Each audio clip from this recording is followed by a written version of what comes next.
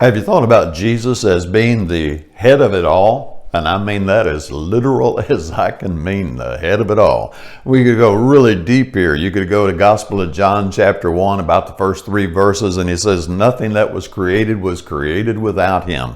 I'm going to direct you to Matthew 28:18, where Christ says, all authority has been given to me in heaven and on earth.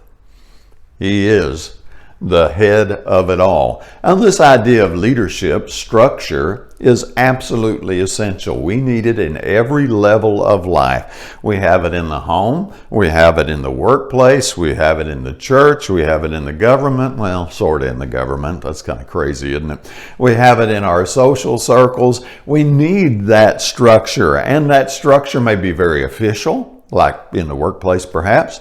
Or maybe that structure is just kind of understood in a social circle where there is what we call a pecking order, and there's no official titles given, but everybody just kind of know who the leader is and where they fit into that pecking order. And that's fine. That's great. I think we need that. And then what we need as we look at especially official authorities is we need to respect those authorities.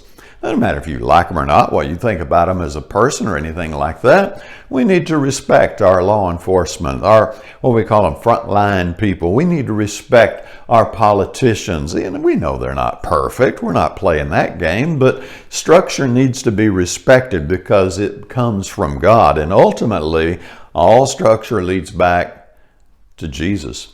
And we who are Christian respect authority because we know that it all does flow from God. And if you're having a little trouble getting it from that verse, then go look at Romans 13, verse 1 and 2, and I think it'll be pretty clear there. So think of Jesus. Give some thought to him as the head of it all. Whether you go to the Gospel of John, chapter 1, first few verses there, or Matthew 28:18, or wherever you want to go, I just want you to think about the importance of authority and respecting structure in our daily lives and our overall spiritual life.